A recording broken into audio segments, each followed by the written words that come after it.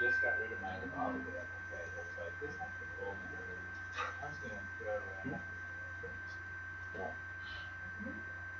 it's just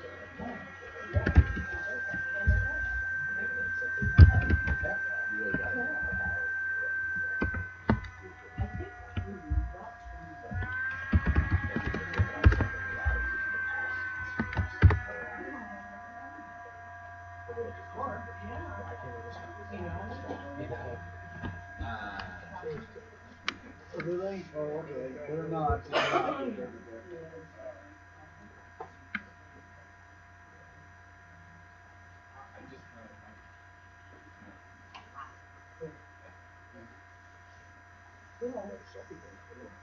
He's getting live stream status.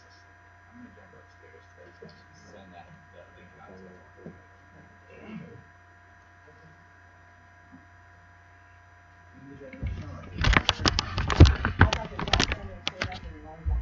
Wow. Okay. See what I can. Wait, hey. Oh, nice. So I welcome you all. Here's just a little before we're on camera, because then I have to really watch what I say. Because You're live right now. Okay. I thought I'd warn you before you start talking. Thank you. Because I'm representing a really wonderful company. You meet me on the streets, it could be a different deal. I represent Claudia. Pardon me? Make your break it. Thank you. Okay. Those are my colleagues, by the way, who are also going to be telling you a little something and available to ask questions, especially if you lose any confidence in me. Are we starting? Yeah, you've been live the entire time. I'm just making sure. The entire time. Yeah. Okay. So you can see yourself on the screen. You'll be able to see kind of where you're at. Oh. There you go. Hello, everybody out there. Nice to see ya. You can still see me over here. Okay. So, the Love Boat soon will be making another run. Just to kind of break the ice, my name is Claudia Knauer, and I am a business development manager with Extreme Consulting Group. So what I'd like to do is tell you a little bit about me and a little bit about the company, and then talk about the topic that we're here to talk about today. So, I am a second-generation IT staffing professional. I learned the business from my father, who started one of the first IT staffing companies in San Francisco in 1978. Wow! Feel free to join in here. Most people say, wow, that's really amazing, before a lot of you were born. I started as a receptionist and eventually made my way in the back office, and then I became a recruiter, and then I became actually an executive. It was his company, so I had a great title. But I did business development. My clients in the Bay Area included Chevron, Lockheed, Bank of America, Wells Fargo, Pacific Bell, PG&E, Safeway, Sprint, Lucasfilm, Pfizer, Fireman's Fund. My dad eventually sold his company. I moved up here, and I've been doing IT staffing since '93 with a lot of very reputable clients, including, Nike, Regents Blue Cross Blue Shield, Standard Insurance, Fred Meyer, now Freddie Kroger's, PGE, a lot of big and small companies, a lot of startups. I love what I do because of the people. I love the people in IT, and I'm very excited about not only the people, but the industry. Technology is fascinating. Technology has evolved since I've been involved and continues to evolve. And who would have even thought at the turn of the century where we're at now? Who knows where we'll be in 10 years, let alone 20 years. It's fascinating. It's dynamic. I feel excited and enthused about everybody who's here and your future, I also feel compassionate to you're envisioning trying to get a job and potentially not having any former experience and how you do that. I've got some suggestions. This isn't really the topic of looking how to find a job, but I have my business card on the table if you'd like to take one and reach out to me. I hope to provide any help that I can. But I'm compassionate for you in regard to anticipating looking for a job. I just want to assure you, you will all find jobs. You will all find jobs, and every 6 months that you're on the job, your marketability will increase.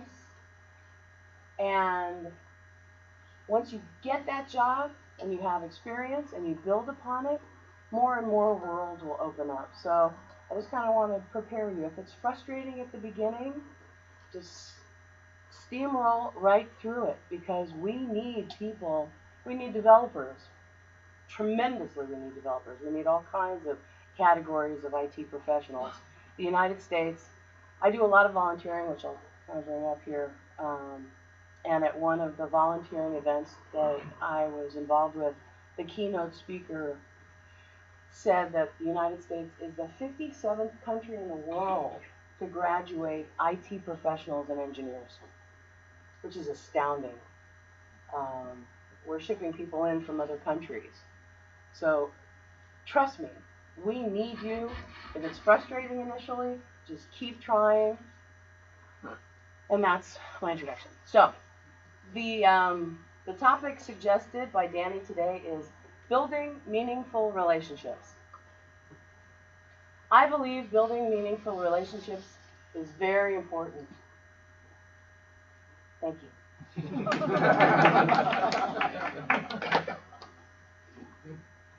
Any questions? Any questions? Any questions? How do you do it? Good question. Well, there's a variety of ways on how you do it. You may ask yourself, how do I start? Go online, search for networking events, and then just go. Go, go, go. And one of my very favorite links, if you do a search, is portlandtech.org, which I believe is on your website. And here's just like job search links. There are 21 job search links on portlandtech.org. You can see that. And then under training, there are 16 links. Under news, there's 3 links. Under events, there's 5 links. Under resources, there's 4 links. And portlandtech.org is just one venue to look at. Google anything, I think, these days. But how to look for a job, how to start networking, Google it. I also suggest that you volunteer. Volunteering is a wonderful thing to do. I do a lot of it on behalf of my networking for my business, but also because it makes me feel really good. So some of the things that I volunteer for include the iUrban Team Tech, which is a group that helps introduce careers in IT and engineering to underprivileged, underrepresented middle and high school students. I have met other volunteers who, my goodness, chief technology officers, CIOs, project managers, developers from companies all over the place. And we were team leads together, helping introduce a concept of a career in IT or engineering to wonderful young people who may or may not be exposed to the worlds that await them. It's a lot of fun. iUrban Teen Tech is one. I also volunteer for the Portland Kitchen, which has a summer program, and I help do mock interviews to determine who gets selected to learn how to cook. That's fun. That has nothing to do with IT, but as I was volunteering, I met somebody from Nike. I met somebody from, I can't remember, but other companies,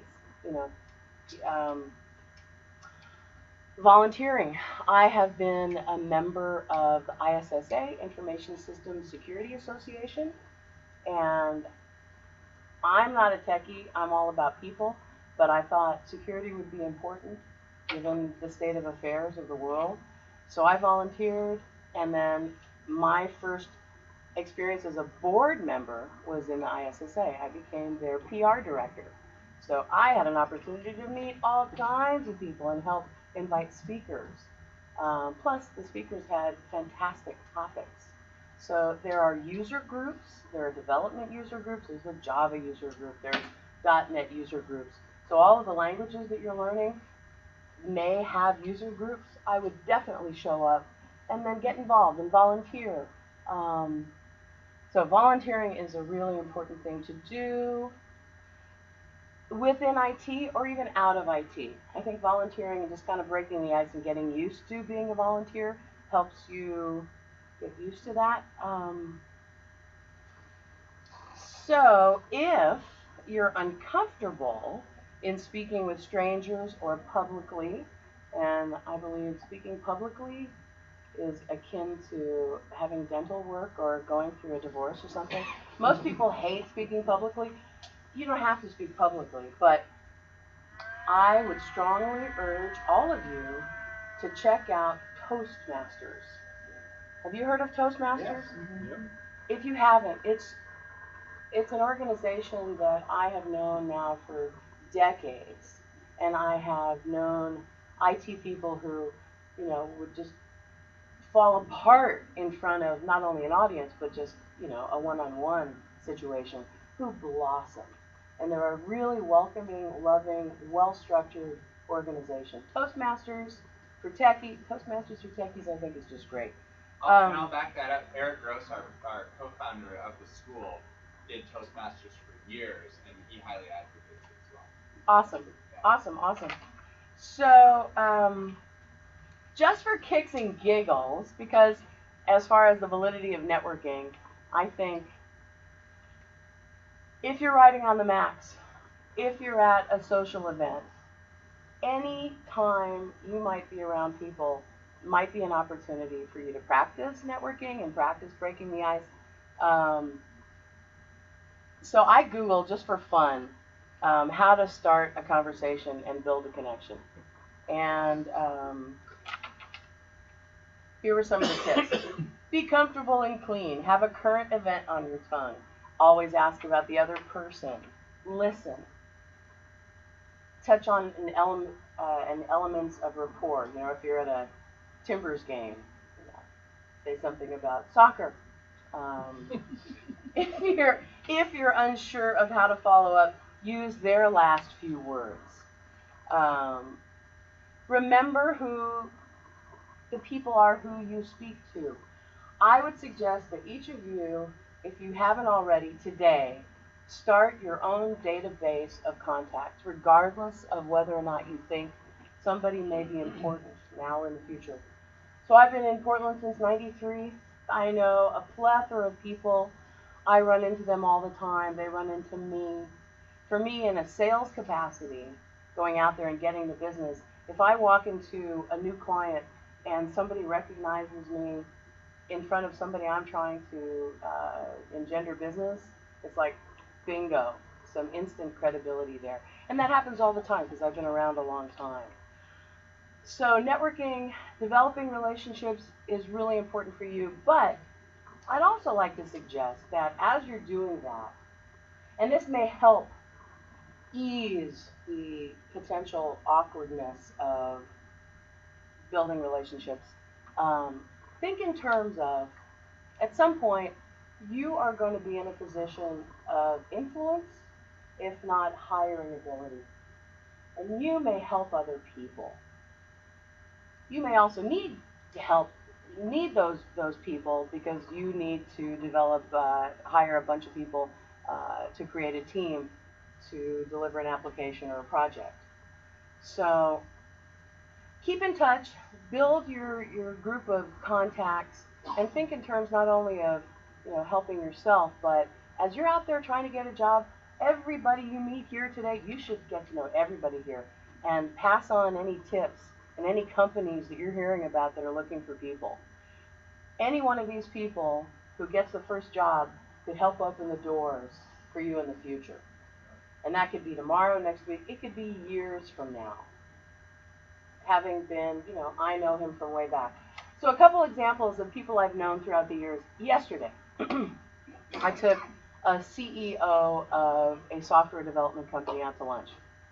I knew this guy back in 1995 when he was a systems manager, and in the last 20-something years, he has been a systems manager, he became a CIO, he got involved in a startup company, he became an equity partner, sold it, made a lot of money, became a board member, and is now a CEO of a new company. He doesn't need to work, but he loves it. And he's the kind of guy you want to work for because he loves creating things and he loves helping people.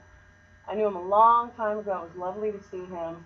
I don't know if any business is going to come out of it right now. Chances are it will, because he likes me and I like him, and he knows that I have history and I'm on my game. But we have people in common, lots of people in common. Another example is of a woman that I knew when she was a gatekeeper or an admin at a big company. And I wanted to go in and see the CIO. And she foolishly let me in, and she shouldn't have. But I just thought the world of her and stayed in touch with her. She could do nothing for my career at the time, but I just thought she's wonderful and special, and networking. So I took her out to lunch. I think I was the first person who ever took her out to a formal business lunch. And she was, I call her an acorn at the time. And she eventually moved into HR and learned about payroll and HR systems and became a junior business analyst. And I got her a contract as a business analyst. She paid attention, she learned, she worked hard, she became a senior business analyst. And then when the .com era happened, she moved into another company, got involved in the web, kept learning, kept working, kept networking, became a project manager, then moved to another company. I either placed her or she became my client, so we stayed in touch in that capacity. And then socially, eventually she became an IT director, and then she resigned and doesn't have to work anymore, but started her own consulting practice, and I'm working with her today, and that's 20 plus years ago. Love her because of her and our, because Portland is so small, we have tons of people in common. When I'm qualifying, when I'm working with recruiters to qualify a position, and I know somebody or I don't know somebody, she's one of the people I'll call to find out if she may know somebody or something about a company and do's and don'ts and good or bad, or how you should play your cards here. So the validity of business networking, creating relationships, is really important. And I'm not suggesting that, and this happens all the time. Can I please have a volunteer? I need your body. What I'm not suggesting is when you go to any networking event, you go, hi, nice to see you, and you're looking around, because that's obnoxious, isn't it? Yeah. Even if you go to one of these networking events and you only connect with one person, but you connect, and you're real, that's important. You listen to that little, thank you very much, thank you, excellent job, thank you. Okay, thanks. You listen to your own voice about what's comfortable and be yourself. And if it's uncomfortable, do Toastmasters, role play with people who you like and trust. But put yourself out there. The ROI, or return on investment, in developing relationships can provide so many more opportunities. Okay, do you have any questions? Yes, Bill. I have 2 questions. Bill has 2 questions. First question is, in the age of social media and trying to manage connections, do you still think LinkedIn is a good way to do that, or have you seen other tools that are good way to keep those connections organized and be able to reach out? Excellent question. Bill, for those online, is wondering if there's still validity to use LinkedIn. I love LinkedIn. I totally use LinkedIn.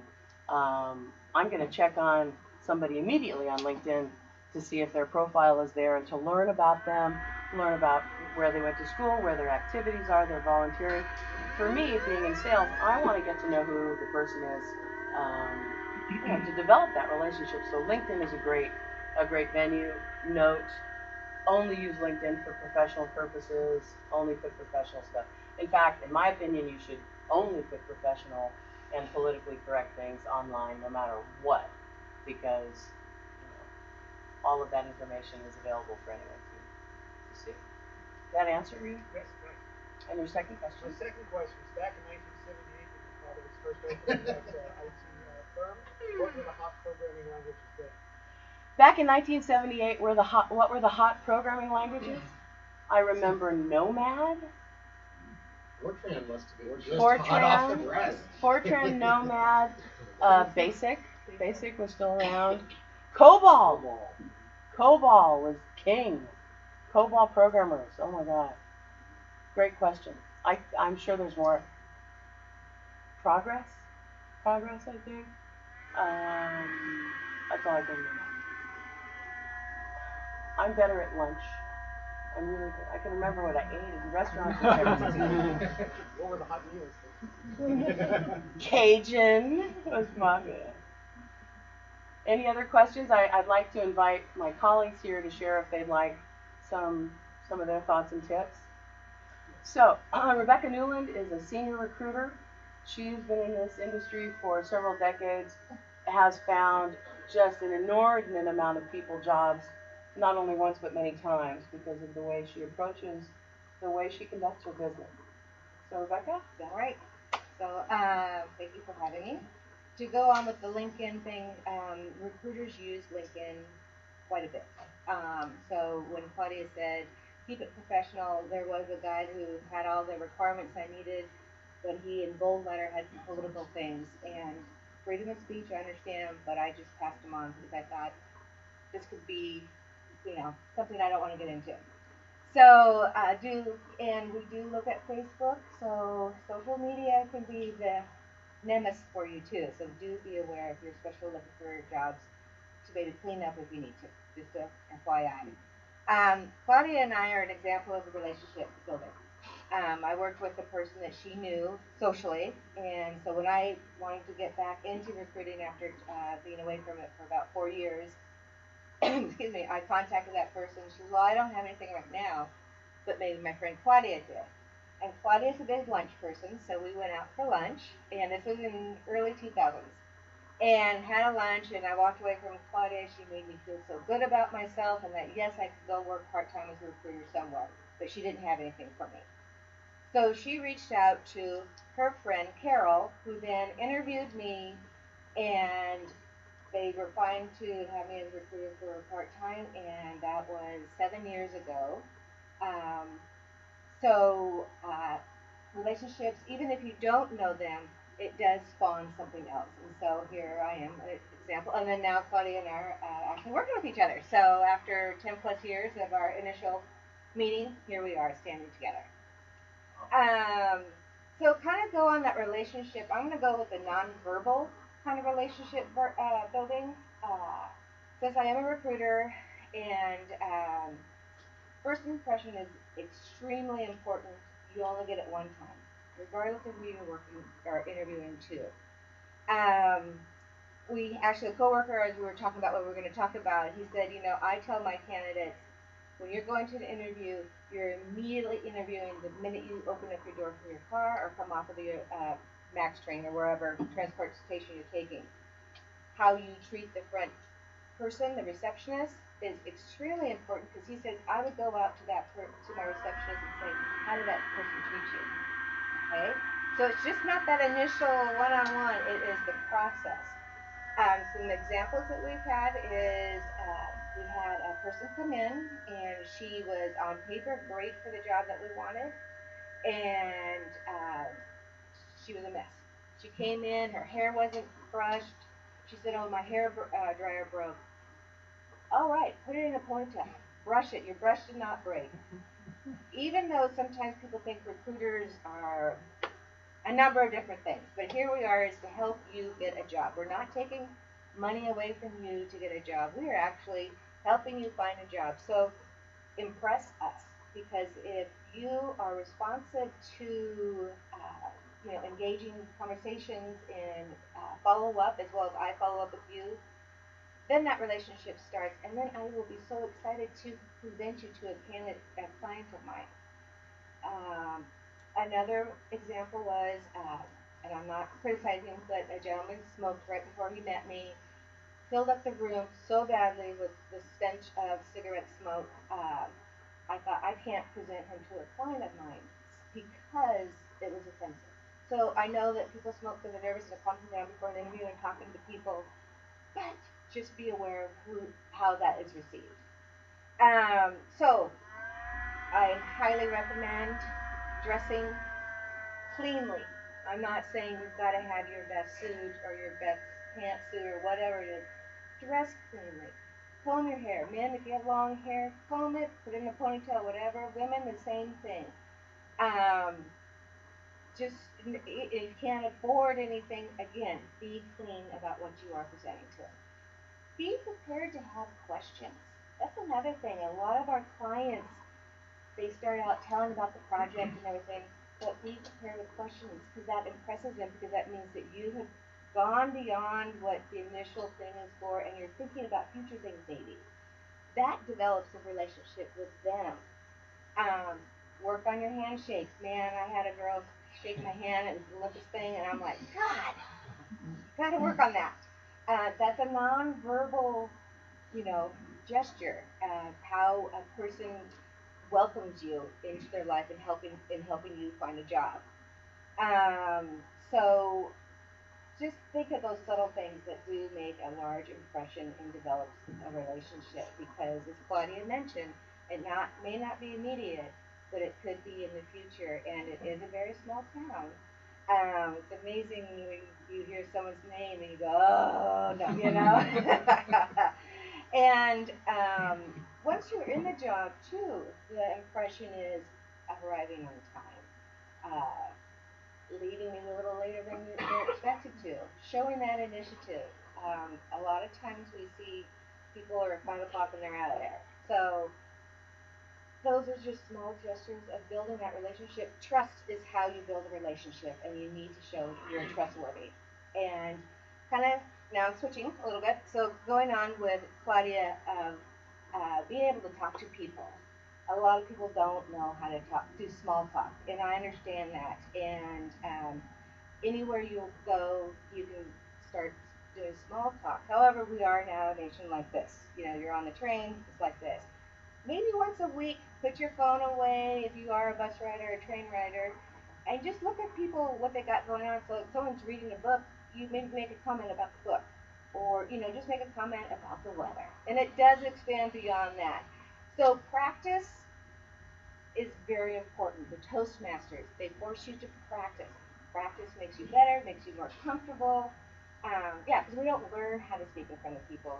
It's practice. And you get more comfortable, and you can talk to people, and who knows who you're going to meet. Claudia's shown some fabulous people that she's met throughout the years, and so it will become easy. Awesome. That's awesome. Any questions? Awesome. Oh, yes. I do not know COBOL. All right. I spent 3 years programming COBOL. You're not missing it.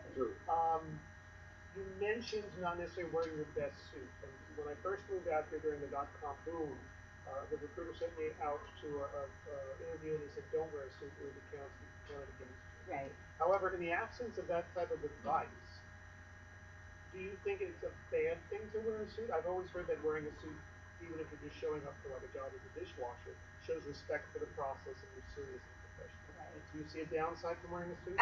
More at all?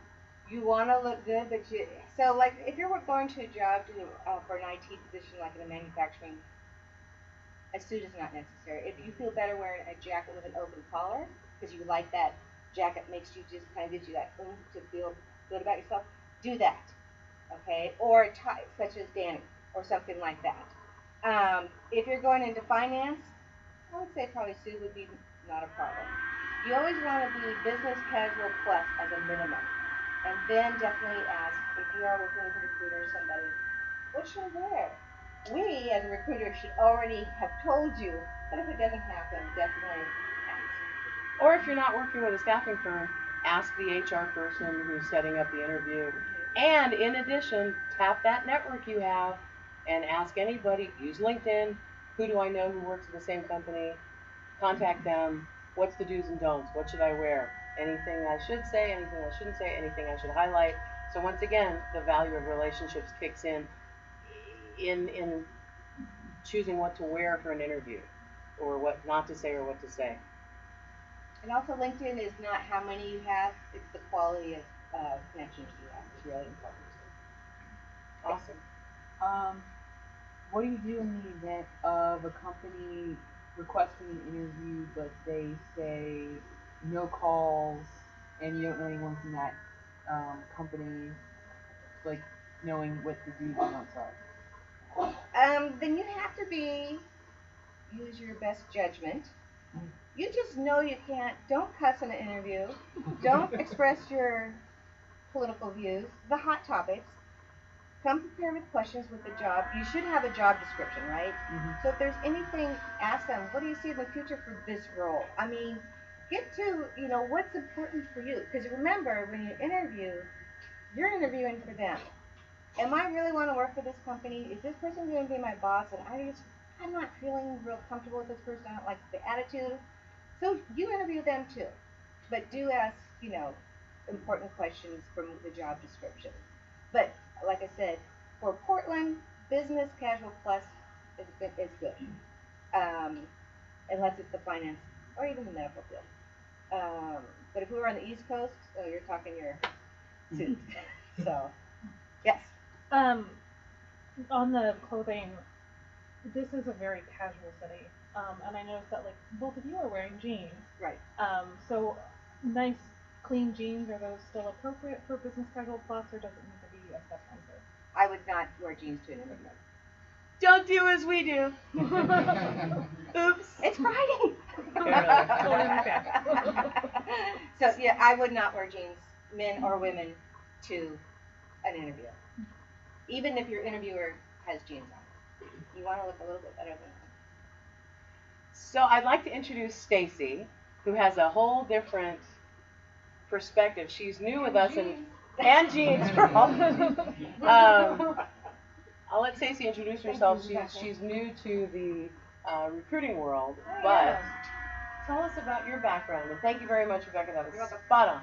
I am brand new to the recruiting world as of February 27th of this year. I am a former IT manager. Prior to being an IT manager, I was a client engineering specialist. Prior to that, I was a product development specialist, all with gigantic corporations. I'm technically minded. It's something I dig. But I also don't hate people, really like them. And that's why at a certain point in my life, and it was actually working with Extreme, as the hiring manager at the company, they shed, as Rebecca kind of touched on, there is a perception of recruiters that is not accurate, at least not here. We really are trying to find you the right gig for the right reasons and the right money. And we also want to get the right fit for the client.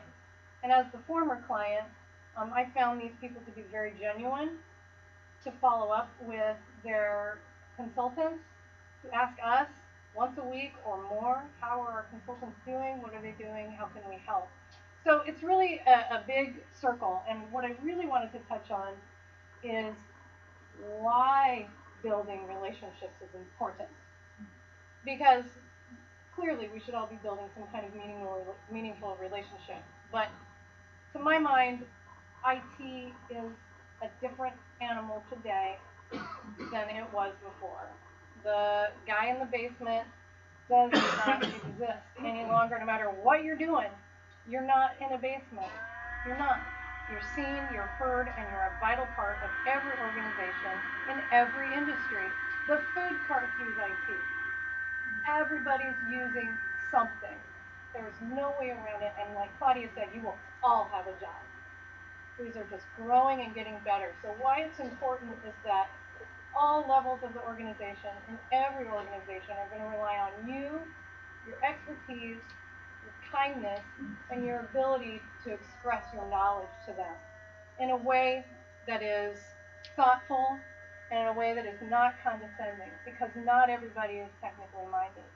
And so we are a part of a huge machine, and that machine might be building cars, that machine might be making burritos, but either way, without the infrastructure and without the people doing the work behind the scenes, it's a failure. It's 2017, and it's all IT. So being able to maintain good relationships with your executives, with your contemporaries, with the manufacturing people, you have to be able to do that on all levels and just be genuine with them. They're looking to you. Why isn't this working? How does this work? Help me understand this. That's your role in this giant picture of a business that is completely reliant upon your skill set, which is great. And that's really all I wanted to touch on. That's the reason why relationships are important. If we don't have them, we have failing businesses. So, You're questions here. for me? Well, you mentioned how it's not the guy in the basement anymore. What would you say it's, how would you describe it's more like now? So part of my job at the last company that I was with was to not just figuratively, but literally take IT out of the shadows, out of the proverbial basement. And we took all of the subject matter experts from all of anything that was end user facing. And you would be surprised that end user facing isn't just software, it isn't just machines, and it isn't just cell phones. It's everything. It's servers, it's the mainframe, it's all things. It's video conferencing. So we kind of tried to figure out, because we're all part of the business, you can't go sit in a server room and the door locked. And if you do, that's awesome and very, very fortunate. But somebody's going to come to you, and somebody is going to approach you, and you have to be prepared to answer those questions and to reciprocate. That's really all I mean. Is it's not where you're sitting in your basement alone with full autonomy. Nobody's going to ask you any questions because nobody understands what you're doing. Some people are going to understand a little bit about what you're doing, and some people are going to ask you why. And some people are going to be excited about what you're doing, and they're going to want to know, what part does this play in this giant machine that we're all a part of? That's really all I meant. It's just not the loner guy who says, control and delete, and walks away. Very different now. It's a very personal relationship. All things machines are computers and are relationships now. Yeah. Yes. What would you say is like proper etiquette when contacting staffing staffing agencies? Like, do you call it once a week, or do you call? I'll let Rebecca answer that because she's a much more seasoned recruiter than I am. There's different types. Obviously, there's the temporaries that will do IT work where it might be just a week to several weeks. And you can say, hey, what's on your plate? Anything coming up for the week or whatever. For our jobs, they're more long term, and they are looking more for seasoned people because they are looking for somebody who has 3 to 5 years doing something, and then we provide them that person with that skill. I don't object to someone checking in on a weekly basis. A daily basis would be probably something that you would like to avoid. But checking in every week, or another great thing is all staffing agencies have websites. So you go on their website and say, hey, I see you have XYZ job. Can you tell me more about it? I'm really interested. And that way you can see what's new and going on. The other thing is, if you're calling every day, it may show the hiring manager or the recruiter that maybe you don't have very much patience. There you go. That would be how that would be perceived, I think, daily. And also that you don't trust your relationship, back to relationships, with your recruiter. You've established a relationship with a specific recruiter, so they know what you're looking for, you've had that discussion, and they're looking out for you. Hopefully, if you got a good recruiter. Right. There's good recruiters, there's bad recruiters. And if you have a bad one, you'll know. But if you have a good one, they're going to be proactive and keep you posted. Even if they haven't heard from the end client, they're going to let you know, I haven't heard, but you're still in my mind, and you're still fresh in my mind. And How do you go about finding a recruiter? Do they find you, or do they find You grab Claudia's card on the table there you She'll go. hook you up, no problem. Which, by the way, I was talking about myself at the beginning. I didn't say anything about Extreme Consulting. So, Extreme Consulting was started in Kirkland by two ex-Microsoft guys. And we do IT staffing. We also do managed services. We'll take a whole project on behalf of a company and deliver the end product, end result from beginning to end. We also have a lab in Idaho where we do development projects. We have offices throughout the country, and we're growing. We offer benefits the first calendar month after you start. Medical, dental, vision, 401k. You are not just a body. There you go. You're not just a body. You become part of our company. W-2 payrolls, all taxes taken out. So what else about Extreme? I want to answer this question just a little more thoroughly. I was being sarcastic. Claudia will hook you up, and Rebecca and I will hook you up too, no problem. But I think all you just have to do is Google Portland IT staff. Right, and you can go, most all companies such as ourselves will be on the job boards, and you can reach out. We, on the flip side, are looking at all the resumes that are on Monster, Dice, Career Builder, LinkedIn searches. Indeed is something that we use too because it's free. So you could use it both ways. But yeah, like Casey said, also just Google employers, IT. So yeah. Any other questions? He has a It's question, about, Mary, and the gentleman. like balancing working with a recruiter versus also looking for a job independently? I know some recruiters have issues with that. No. You should maximize your chances at getting career enhancing and lucrative work. You should apply for positions on your own. You should work with a reasonable number of staffing firms, but the major rule is you keep yourself organized. However you do that, keep a spreadsheet. Know who is representing, who you have allowed, given permission to represent you to what end client. If you're working with a staffing firm, keep a log of who you're approaching on your own.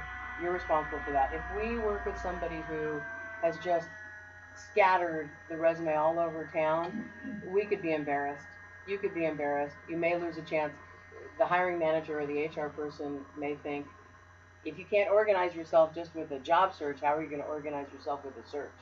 Plus, from a recruiting perspective, it's going to be really disappointing for us if we go to all the trouble of meeting you and qualifying you and talking to you about the position and presenting you, only to hear that somebody else has, or you, in addition, you've already applied for the position. So staffing firms sometimes have exclusive relationships with end clients. I definitely do. But the norm is typically a company will have several staffing firms working on their behalf. So you may, once you're very highly skilled and you're out there, you may get a call for the same job from 2, 3, or more staffing firms. I.e., example is Nike. They work anywhere from for one job, they could call out 3 to 35 vendors to work that one job. So that's why it's very important to make sure that you know exactly. They will always have a job number that they can provide so that you know that you've been submitted for that particular one. Because what will happen is if 2 vendors submit for one person to one job, they'll throw them out. They don't want to get in that squabble, well, I was first, blah, blah, blah. So it only hurts you in the long run by not being aware of where your resume is going.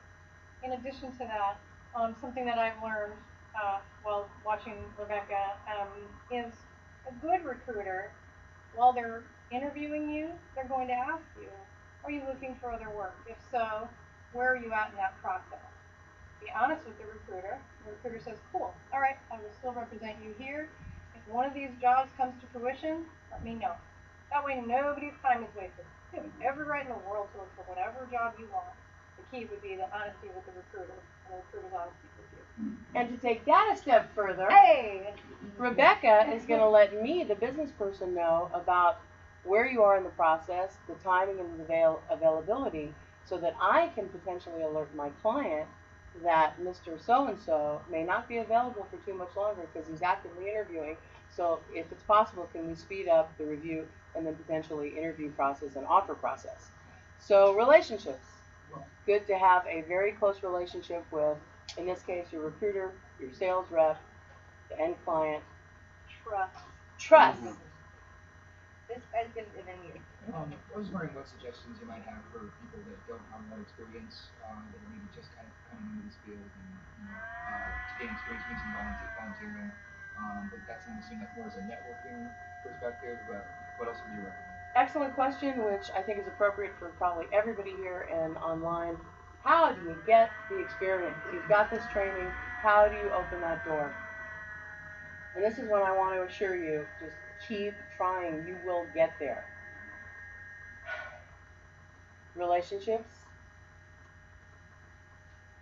Asking if you can be an intern. Just last week, I was at one more organization that I highly suggest you go to, even if you're male, Portland Women in Technology. And I talked to a whole bunch of women who were now offered full-time positions after having been interns. So if that means, you have to have your out-of-IT job to earn a living while you ease into it, do that. See if you can get some time in on the job, get that practical experience, pay some dues, and then oftentimes people convert interns to full-time employees. Or you now have on your resume you were an intern at so-and-so company, which gives you extra credibility to get that first job. So interning, even volunteering, even though you might be unpaid. I'm new in this world. I'm eager. I'm hungry. Would you give me an opportunity to do whatever, just to be around the environment so that I can learn? And if you have a chance, give me an opportunity to do whatever, just to be there on site. Even if it means at Intel, there are a lot of blue-collar jobs that have to do with provisioning equipment. I mean, moving peripherals, plugging in, changing whatever. Get a job like that, and you're on site. You start to develop relationships. You keep your education going, and you find somebody who's going to give you an opportunity. I've seen it happen countless times. So networking, volunteering, ladies, do you have any? I do. A really good example was yesterday. We are currently hiring for a enterprise level help desk representative. So they need to have Active Directory. They need to have all of the enterprise knowledge. We had a candidate come in yesterday who has consumer machine history, but she has never worked in the enterprise before. When I came in and I started asking her all sorts of questions about imaging over the network, so on and so forth, she hadn't done any of that. It was very, very clear to us that she has done her homework, that she is a great entry-level technician, and that in a year she will probably be the lead of whatever desk side role she gets. She is not qualified for the role we're hiring for, but we loved her so much, we were so impressed with her willingness to apply for a job that she has, I would say, 60% of the appropriate experience. We've got our eyes peeled. We will find her that role. When she gets into that entry-level role, probably within a managed service, so that she's not the sole provider for everybody, you get her in there, and then she can just grow. And that's our goal with this particular candidate. We were all in love with her instantly, and we're going to find her the right place, and we will help her grow her skill set so that she can become the technician that she sees herself as. It's very clear that she sees herself as a technician. Yeah. Networking, and we're also going to be thinking and hearing about things, and we'll tell her regardless of whether we employ her. Yeah. Another thing I'd mention, just networking. I think most people want to help people. So if that kind of tears down a wall of being awkward, and asking for help or asking for an opportunity or making that, introduction with networking, most people want to help. And when you give somebody a chance to help, they're validated. Hopefully that takes off a little bit of the fear that you're all alone and you're awkward. Because Lily Tomlin said, we're all in this together alone. Which I think is very valid. So this lady came in our office, interviewed. We fell in love. We introduced her to everybody in the office. She's like our poster person for we want to help you somehow. She will conquer some support role at some point and then own it. We know it. My question is there any one skill that you just can't get enough of right now? Rebecca? Java development. Java, wow. Cloud development and mobile apps, iOS and Android. Not necessarily gaming, mobile apps that companies can use off-site, that kind of stuff. Like we have a current client that's developing this product that is going to be working with the dealerships on vehicle information so that they can have a little handheld thing and just go for it, So that would be it. I'll add to that quickly that C# is a cousin of Java. We had a student here that came here, studied, went back to Montana, and realized all the jobs in that area and the 2 states surrounding it were mostly Java jobs. He went in and just simply studied the syntax, did some programs, and then started interviewing for Java jobs and got hired. I think $60K a year in I think North Dakota. Just like 4 hours from his hometown. So rural area is a little different, but my point is that with that, you have the opportunity to still transition to other languages, even if you learn C#. You had a question over there? Yes, earlier you mentioned a reasonable number of recruiting companies, and I'm wondering what a reasonable number is. That's up to you, what you think is reasonable that you can manage. Again, you're most likely if you talk to us and to our client base, there's probably about 5 other local resources that are also working on the same jobs. So you kind of want to interview them too and say, who's your client base? And so if they have some solid 5 large clients that they're working with, okay, you'll keep with them, and then you work with somebody else that has a different client base. But if you're starting to talk to people that all have the same client base, then you just really want to stick with the person that you've made a connection with. So if I had to pick a number, 3, 4, maybe? I agree. You're also going to overwhelm yourself if it gets to be more than that. As a follow-up, what would be an unreasonable number? 10. I was going to say 10. It's out of control. Anybody have any other questions? Awesome. Thank you so much for the opportunity to be here. Once again, we all firmly believe that you're going to get jobs. And my heart goes out to you for being in this situation potentially at this point, because you haven't been there and done that yet, but you will, and you're needed. So keep the faith, keep going, partner, get to know people like us. Java. And my challenge to you, in a social environment or on the bus, the train, or whatever, talk to somebody that you don't even know who they are, and just get into the practice of talking. We're losing that art. So just talk to somebody, start the conversation. Okay? Thank you so much. Guys. Good luck with everything. Feel free to come up and ask some questions one-on-one. And feel free to help yourself to a water bottle and a jump drive and a car. Yay. Thank you. Wow. Thank you. Wow. Thank you. Wow. Thank you. Wow.